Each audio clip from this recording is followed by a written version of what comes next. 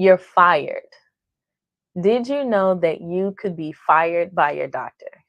I know that when you think of being fired, you're thinking, oh, you get fired from your job or something like that. But you actually can be fired by your doctor. That is a thing. And that's what we're going to talk about today. We're going to talk about the causes or the reasons why you could be fired, some of the consequences of what happens with that, and then what you can do about it, how you can prevent from being fired and develop a relationship with your doctor so you can achieve the ultimate health that you are looking for.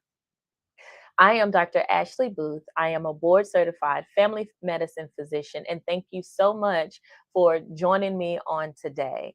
And today we're talking about a topic that is very real. It's one of those things that I took pause and said, should you really talk about it?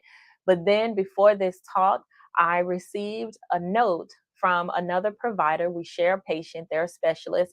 And in that note, they said that if the patient doesn't do X, Y, and Z, they are at risk of being fired, dismissed, let go, discharged. All of those terms can be used to explain this process, but it is something that absolutely happens. And a lot of times people think, oh, well, that's just for people who are acting for lack of a better term, acting a fool at the front desk and just, doing all the things, and they're loud and they're rude and they're belligerent. Yes, that will give you a ticket to say, you can't come back here anymore. No. But did you know that if you don't take your medication, if you don't follow the treatment plan, if you are missing too many appointments and you don't show up like you're supposed to, you can be fired. When you're not taking your medicine, you're not following the treatment plan, what essentially usually happens is then that they gave you the medicine for that disease, whatever, then it's not well controlled. So then it shows up as something not being well controlled and it's uncontrolled. And then that says, okay, we're not doing what we need to do. All of this came about because of insurance. Usually, this happens in the insurance system. And insurance says we need to find a way to see if people are doing what they say they are doing. It's kind of one of those things to say, let's see if the doctors are doing what they say they're doing, right? We have to have a way to measure that.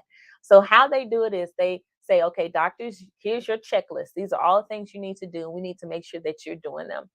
When the patient comes in, you have to get their vital signs, which also includes your weight. So that is a requirement. We have to get that information. The other thing is it says, okay, if this patient hits this age, these are the things that they need to do to prevent any type of disease or any issues. So are you making sure that they are up to date on their preventative stuff? Then they say, okay, that disease that they have or whatever issue that they're dealing with, is that well controlled? And there are measures. If you have blood pressure, they have a goal that they're supposed to hit. If you have diabetes, there's a goal that you're supposed to hit. Are you hitting those goals? And if your doctor checks off that list and those things look good, then they say you are a good doctor. Never mind what your bedside manner is or any of that kind of stuff, or what happens, and the fact that I don't go home with you and I don't help you pick up that medicine and I don't help you implement these things in your lifestyle.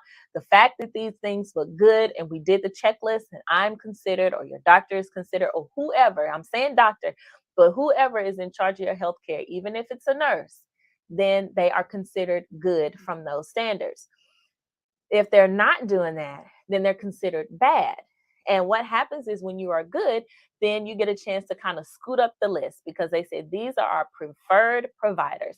They get a chance to scoot up the list and they get a chance to say, okay, this is what's happening. And they are allowed to be able, you can see our patients because it looks like you are a good provider. If you're not, then they kind of scoot you down the list and they say, oh no, you're not hitting these numbers like some of these other people are, right? The other thing is they don't quite understand everything that goes along with everything, but they still say that you are quote unquote a bad doctor. You could have the best reviews. A lot of patients can say you are the best thing since sliced bread. But if you're not hitting these other points that insurance says that you have to do, then it doesn't matter. Because then what happens when you're also on that bad list, the other things that can happen is financially, it can be a hit for you. And because what happens, insurance says, well, this other person, they're way up here and they're hitting these numbers and all these metrics that we put in place. So they're good. We're going to compensate them well for that. You are not doing that, so we're going to compensate you less for that. So one of the things is financial. But the other thing and the overall thing is a lot of us as physicians went into this because we want to help people. You meet anybody who starts this journey, they all say, I want to help people. Maybe a different way and when they and how they say it. But when you boil down to the bottom of it, all of us said, I want to help people. And in order to do that, I have to do all of this extensive training, find out all these things, and figure out how am I going to do that and do that well.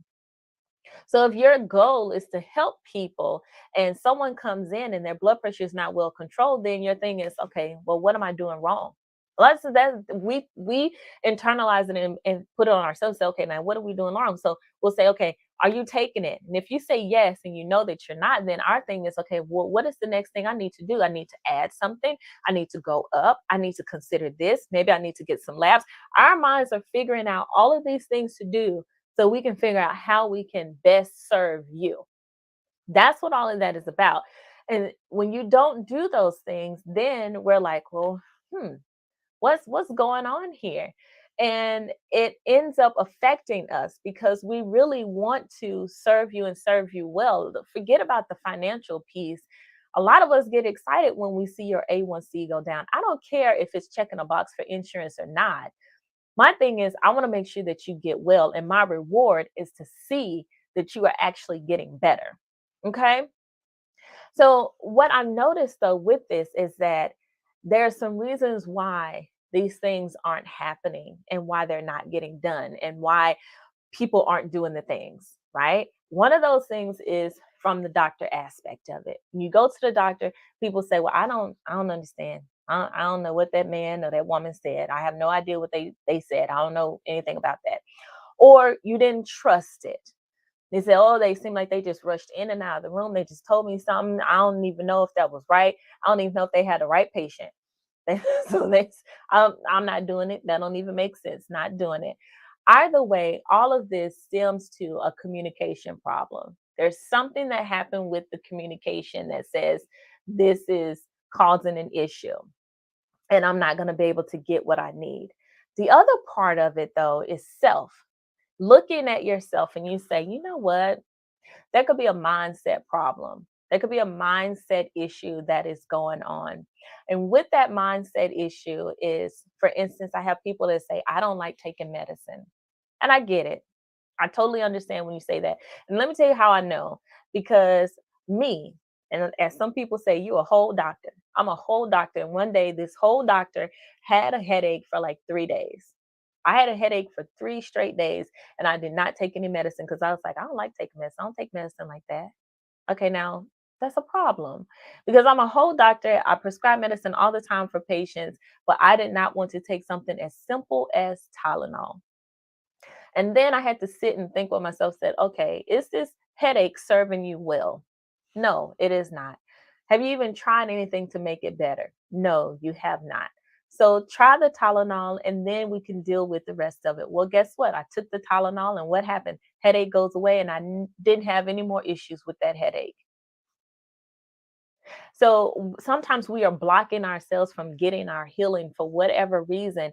And one of those could be mindset. The other thing that I hear people say, well, I don't have that. That's not me. I don't have it. And I think when people say that, their thing is, I don't have it because if I admit that I have it, then I'm admitting to a weakness that I have. And that is not the case either. Just because you have been diagnosed with something doesn't mean that you are weak, doesn't mean that you are flawed, doesn't mean any of those things. Okay. Sometimes things happen because they're just happening. I had a patient who had diabetes, and before they even had diabetes, they already had a great diet, very lean, they were exercising all of the things that you're supposed to do, checking all the boxes, and had maximized it once we had checked the A1C, noticed that it was going up, had maximized it as much as they could. And unfortunately, that number was still going up. And I said, well, darling, looks like it may not be you. There may be something else that is going on. Your body just says, I cannot do this. And in order for us to keep this under control, you're going to have to do something else. And medication may be the answer to your solution. So we had to have a complete shift about that because you do as much as you can. And then when you can't do anymore, then we have to say, okay, there is something else. And I'm willing to accept that and move on. Okay. The other thing that I noticed is that we're not being prioritized. You are not prioritizing yourself. Everything comes before you. People are so busy. I have work, I have life, I have church, I have this organization, I have family, I have friends, I have all of this. And then you look at this list of all the things that you're supposed to do, and where are you? Right here at the bottom. Now, how can you do all of this stuff if you're way down here? You can't, because you're going to be exhausted. And those same people come to me and they say, I can't deal with them people. And them people are all kinds of people. It could be family, it could be friends, it could be coworkers, it could be anybody. But they have reached their limit because they did not prioritize themselves. So that's one of the issues. The other one is it's not in your lifestyle. You say, you know what, I have this, I know what I'm supposed to do, but somehow you're not doing it. You're not doing it because you have good intentions, but you're like, okay, my lifestyle is not putting it in there. I know I need to take this medicine, but I don't set an alarm or I don't do whatever. So you haven't incorporated it as a part of what you do every day so that you can make sure that it gets done. So you have to do that. The other issue that I wanted to discuss is the consequences of all of this. The consequences of, you know, you're not getting what you need from your doctor because of some things that are happening on their end and some things that are happening with you. The biggest consequence that happens, especially from the doctor side of things, is you will not, or you will start to limit the doctors that you can go see. And depending on where you are, you may have a ton of options. But I'm gonna tell you this, your options can't be that much because here in the US, we have a shortage of providers, doctors, nurses, whoever, healthcare providers. There is a significant shortage, and that shortage is getting worse. Before the pandemic hit, we already had a deficit, and we didn't have enough people to serve all of the people. Then COVID hit, and a lot of people hit burnout and all of that, and they said, you know what, I'm gonna find something else to do. And then after those people left, then we had even a bigger deficit. So now that we have even fewer people to serve the people who need help, now we got to figure out, okay, how do we manage all of this? Right? We have all of these different people that need to be seen. How do we manage it? And we don't have enough people to see all of them. So you have to be careful about this. You know, oh, it's just an appointment. I just missed it. Oh, I don't have to take the medicine. Oh, I'm not going to do whatever. Because at some point, if that doctor says that you are dismissed, discharged, fired, then you're going to have limited options. Because this is the other thing you have to think about. If you are in a healthcare system and you see a doctor and they're in a group, you may not be able to see the other doctors in the group. They may have a policy that if you fire that patient from yourself, that patient is fired from the entire practice.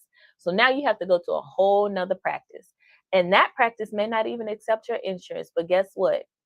That's the only option that you have. So now you have to pay out of pocket if you're going to see someone. This can cause a huge ripple effect in your health and in your life.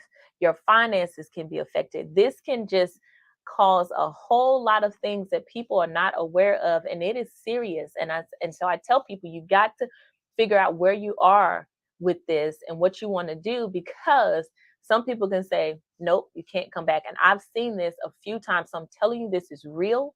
I'm telling you that it happens, because I was on the phone one time with someone else and they had to drive 4 hours away to find a provider who was willing to see them, because what they needed in town said, we will not see you anymore. And then they tried to go to someone else in town and they said, no, we will not see you. This is not appropriate because you used to see someone else. That's the other thing people don't know. Sometimes they may get your records, see who you saw and what happened, and they say, this doesn't seem like this is going to work. So I want you guys to be very clear on that and understand the consequences of what can happen when you do that. The next thing is, what can you do? Because I don't like to just be the bearer of bad news. I want solutions. That is my whole goal all the time when I'm bringing information, is what is the solution and what can we do? So on the doctor side of things, you have to be prepared. And I talk about this a lot, but when you go to those visits, you absolutely have to be prepared. You have to be able to say, hey, this is what's been going on. This is what I've been taking for it, and be very specific about that. Take the medication bottle with you. That's what's preferred. If you can't do that, take a picture of it so we will know exactly what you are taking. And then you need to know exactly what has been going on and keep track of that information and put it all in one central location. Don't say, oh, I need to call my mom. I need to do this. I need to do that. They don't have time for that. You have to be ready and prepared. Okay. The other thing is ask questions. You're going to tell them your information. They are now going to start thinking of a treatment plan, and then they're going to say, well, this is what we're going to do. When they give you that treatment plan, then you say, okay, well, what about this? You can ask, are there any other options? You can ask, what are the side effects of that medication? Those sort of things. What is the next step? But you want to be able to start asking questions, because once you leave that office, it's going to be very difficult to get your questions answered later on, trying to call them back. Okay. Advocate for yourself. You absolutely have to be able to advocate for yourself and say, hey, well, we talked about this, because you're going to ask your questions, right? And then the doctor's going to tell you whatever. Then you say, you know what? Well, I've tried that. I've done that already. Speak up. Tell them what you've already done. So then they can say, okay, well, then this is the next thing that we need to do. If it seems like it doesn't make sense for your lifestyle, let them know. Okay.